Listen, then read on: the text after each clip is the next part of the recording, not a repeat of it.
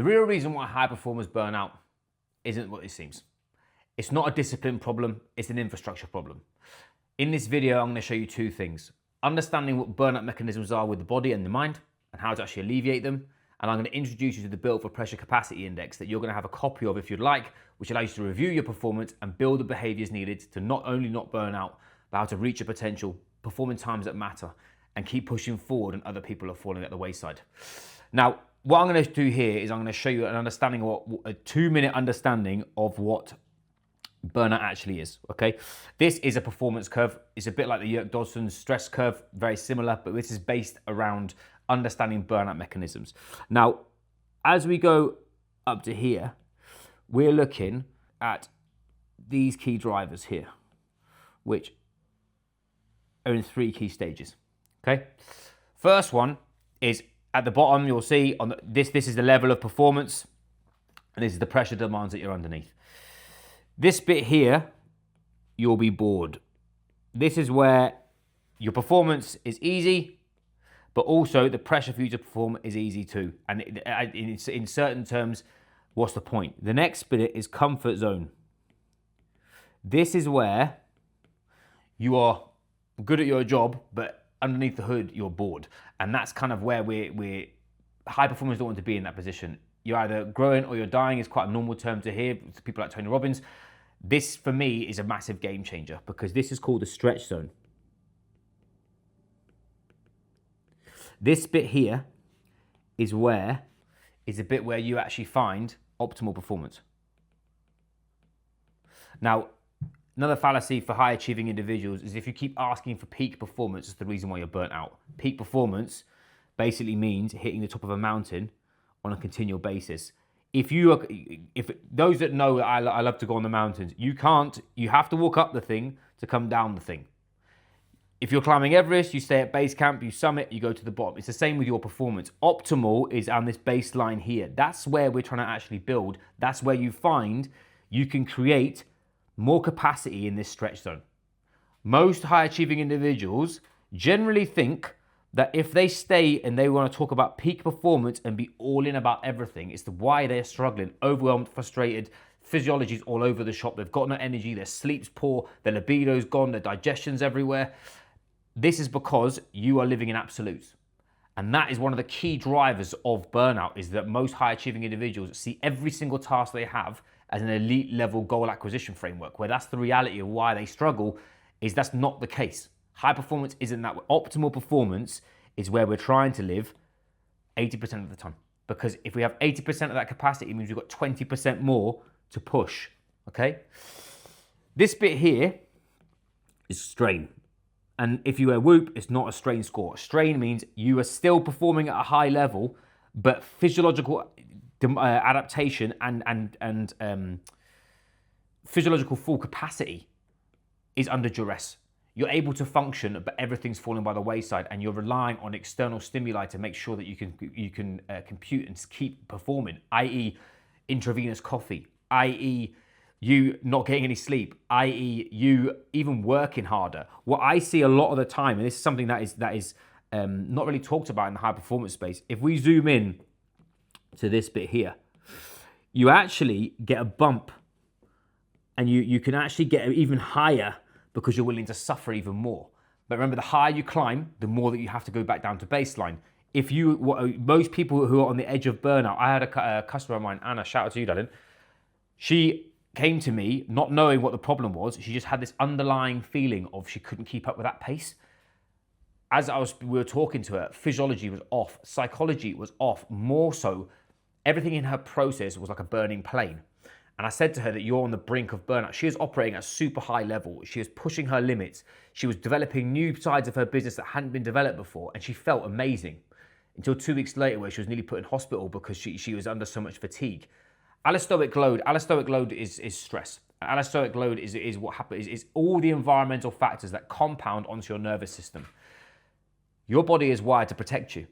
And if you're a high achiever and you love being in this stretch zone, I'm achievement orientated too. Actually, proverbially, I want to feel like I'm in the hurt locker, because if I'm in the hurt locker, I know that I'm working hard enough. But high achievers struggle with that, because that's actually where they start to see this piece of the strain part of this curve. Lastly, we've got crisis. Now, this is where everything starts to go downstream. And this is where mainly people start breaking and they start talking about mental health. Mental health is an oxymoron because most people don't realize that burnout, generally speaking, from a team leadership perspective, is a resource management problem. But resources are usually, from a personal standpoint, your own personal resources. Are you actually fueling what you're doing? Are you recovering as hard as you're training? Is your training adaptive and giving you energy rather than taking it away? Are you fighting through pain, trying to prove that you can do a body part split that you did when you were in university? These are all pieces that most high achieving individuals struggle with and they can't manage. Okay, so what we're trying to do here is give you two little orientations. We've got one here, which actually, this is where you start to feel tired and this is where you start to break. Most people that come into my world are here. They are struggling to maintain everything. And like I said, it's not a lack of information thing. It's not a I can't eat my protein thing. It's that you have got the infrastructure underneath for you to actually manage this whilst running a job, having a family and pushing yourself across the board and also keeping your ego in check. There's another video on my YouTube channel about ego. I did it last week.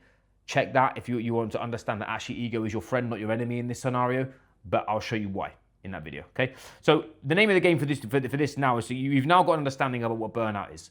And now what we're gonna do is we're gonna give you a introduction to what our capacity index is. Now, I have formulated this after years of recognizing that you can't think your way to a healthy system. Many people think burnout's a psychological thing, but if your state is not in the right place to deal with it, everything's gonna be a firefight. And as sympathetic drive, as stress physiology goes up, your subconscious, your emotions fight for everything. They become more point and shoot. They become more hyper-focused. You see everything through a straw. You can't see that lateral vision. All you do is you go tunnel vision, and that's your biggest bottleneck. But the way we alleviate burnout to start with is to understand how to build in physiological drivers of recovery to help you keep performing and hitting those peaks. So this is the capacity index, and the capacity index is built of 7 key foundations. We have sleep stability, energy, nutrition, stress regulation, recovery capacity, physical capacity, environment and behavior, and cognitive performance. Now, if you'd like a copy of this, inside of the show notes, I have actually built this as an electronic version that you can use. And this is actually there to be delivered for your after action review on the weekend. You can review your week and it will give you a score and a radar graph that will show you exactly where your lever is to pull that week to bring up your performance. Because when you're looking at it from a physiological standpoint, all these levers intertwine with each other, okay? So sleep, the key thing what we're looking at is consistency. Sleep consistency is a massive, massive, massive upstream and downstream effect of your performance because actually this sets off your hormonal rhythm. Think of it, your sleep is like a grandfather clock and the biggest cog in that grandfather clock dictates all the other small ones. Sleep consistency is the #1 driver of hormonal secretion. If you keep shifting your mornings and your evenings, your body never gets into any form of rhythm, and that's why sometimes you wake up like you're hungover and you've not even drank, or sometimes it's 4 a.m. and you're wired and tired and you still can't go to sleep. It's because your hormone rhythm is off. This score is devised on a scoring system where you've got no pattern all the way through to you go to sleep and you wake up within 30 minutes of each other. Next is sleep duration. Those that are high achievers know that you want 9 hours sleep is obviously perfect. I've got a 2-year-old. That is, after last night, I know that's exactly impossible. But this scoring system is based off this because the more sleep that you have, the more opportunity you to have to get those recovery cycles in. You're looking for a 90-minute sleep cycle. You're looking between 5 and 6 a night. If you're looking for, I'll do a whole nother video around stages of sleep and why it's important in sleep performance and architecture, but that is a huge driver. And actually understanding your average hours of sleep. If you use a wearable, it's very easy. If not, you can do a sleep audit and you can order that when you go to bed and when you wake up. And then sleep efficiency. You need a wearable for this, but this actually looks at this from a, this particular document does it in RPE. If you've got a wearable, it will tell you your efficiency of how much deep sleep and how much REM sleep you'll be getting. And that's your first piece.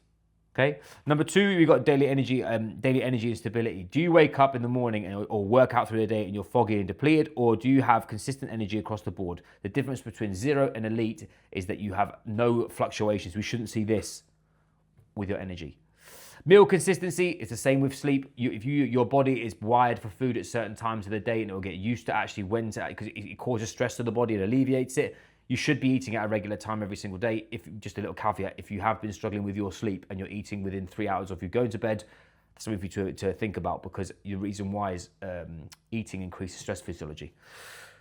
And then also protein intake. This is by far the biggest pandemic of corporate athlete performance. Is most executives have got absolutely no idea how much protein they're having. And it's the base principle of staying lean, having energy, neurotransmitter development, and also generally being athletic and pain-free and increasing muscle mass needs protein. If you don't know, you're zero.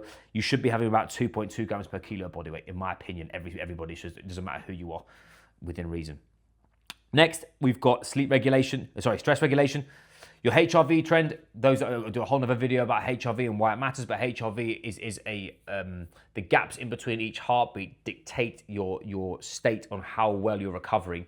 The longer those gaps, the better your HRV. The shorter those gaps, the worse your HRV. So if you've got poor HRV trend, you're at critical. If you've got optimal and you're consistently in the green, mine's currently struggling because last night my son was up for 90 minutes a night screaming his head off, and I couldn't get back to sleep for an hour. So I've had like 5 hours sleep. So my HRV is not very good. And then stress recovery. If you are in a stressful situation, how long does it take you to get back down to baseline? That's it. Baseline means that it's as if it hasn't happened. Some people it takes over a day. Some people it can just be within an hour. Okay, and that means crisis moments. That doesn't mean like, oh, someone has got your order wrong at Starbucks. That means actually, if you've had a crisis in work, can you pull yourself back to baseline quickly? And then emotional regulation. You'll know whether you're reactive or not. I'm personally, it's one of my biggest drivers. I'm currently finishing the AQR mental toughness scoring system, which actually measures emotional regulation. And that's one of my biggest work-ons, because my whole process since I played rugby was I wanted to fight everybody if they got in the way, where business isn't like that. But are you reactive or are you not? Next pillar, we've got recovery, regeneration.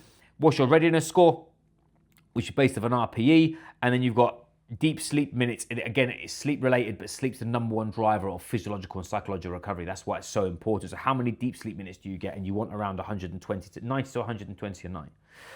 And actually, are you actually weak? Are you reviewing your week and your day? People look at the journaling or any that kind of jazz as, oh, it's such a fluffy piece of the puzzle. Actually, if you're not assessing what you're doing, how can you manage it? It's the same with anything. Elite level performers have got deliberate practice on assessing what they're doing and where they're going and watching that journey go forward. People who are average don't do any at all. So if you're doing it on a daily basis, you're at a 10. If you're not, you're at a 0. Then we've got training, physical capacity. Are you actually training? Is a massive one. Physical exercise, however boring it is the number one driver of one of the physiological performance drivers of everything that you do. From energy to clarity to just feeling better about yourself, not looking like a melted wheelie bin, all that cool stuff, that's massively important. But actually, are you training? Have you got a structured training program, which is about 3 sessions a week? And are you doing your cardio? People are looking around longevity. You need between 120 and 150 minutes of zone 2 minimum a week to actually have an improved lifespan. Health span. Difference between lifespan and health span. Lifespan's how long you're on the planet for. Health span is how healthy you are on that planet and on that time. So we want to increase health span. That's what longevity is, yeah? Daily movement, you should be hitting anywhere between 7,500 and 10,000 steps a day.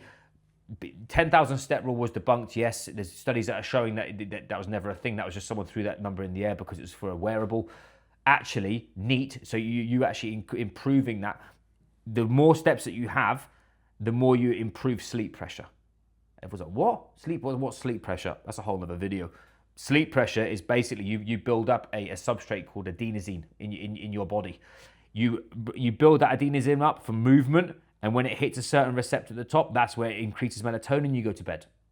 What you'll see, you go on holiday, and you go from doing 10,000 steps a day, 4 training sessions and a cardio session, to sat there having a pina colada doing absolutely nothing and wonder why you can't sleep at night.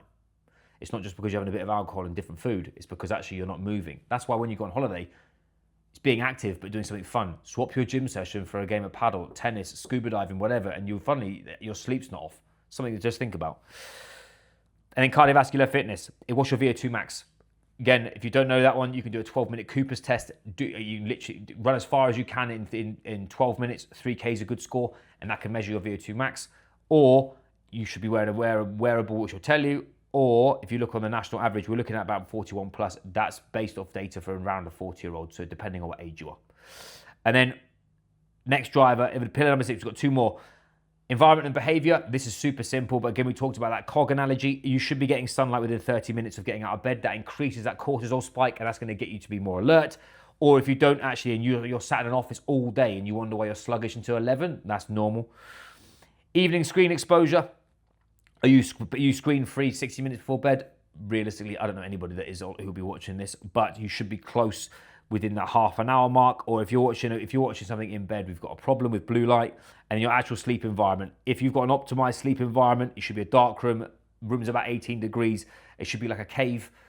Or are you in terrible sheets, hot, sweaty, and you've been on your phone the whole time? That would be a 0. And then lastly, we've got cognitive performance. And this is something that is massively prevalent, massively misunderstood as well for this burnout mechanism, is deep work hours. I talked about resource management. Burnout is resource management. If you've got multiple different things and you've got all these different pieces, that's your productivity going everywhere. Where actually, if you've got structured time in your diary to do one task, you're actually going to start pushing that needle forward. That's the difference. And is that locked into your diary? You can't get hold of me 6:30 until 8 a.m. Nobody, because my phone is off. Period. I do my most creative work then after I see the boy, or I gym, one of the two. And I shift that 90-minute block somewhere because I have to have minimum 90 minutes. Me personally, I probably have 2 or 3 because I have to do that for my type of job. Do you? The question is, do you? Focus duration, can you focus for more than 20 minutes? The old Pomodoro time stuff, 25 minutes, sorry. Or are you this person that's scatty? The average person checks their phone every 12 minutes of the day. Imagine how much time you'd save. I downloaded an app called Opal. Opal has blocked my phone. I used to do 4 hours of screen time a day, and I do less than 1 on my phone because I've literally just blocked all the things that distract me. Question is, how distracted are you? And actually, more from a cognitive fatigue standpoint, if you're procrastinating and indecisive, it's not because you've got a mental performance problem. It's because you're absolutely knackered and you haven't sorted yourself out. That's one of the massive things. But vice versa, if you're fully aligned, fully focused, and feel like you're dominating, are you? I have placed this capacity index into a online scoring system that you can steal, and you can put into your own process. The link will be in the bio below. That are the mechanisms of burnout. The superficial understanding of what that burnout curve is, and vice versa, a tool that you can steal to develop more capacity inside of your process. If you're a CEO, executive, manager, director, founder, someone who is pushing their limits and knows they've got to not only develop the company, but they want to actually look, feel, and perform at their best real time, and you'd like to learn more about what Built for Pressure does, there's links in the bio, or there are more videos that are applicable to you with more tools that you can take, steal, and utilize inside of your process. So anyway, I digress. I'll catch you guys soon.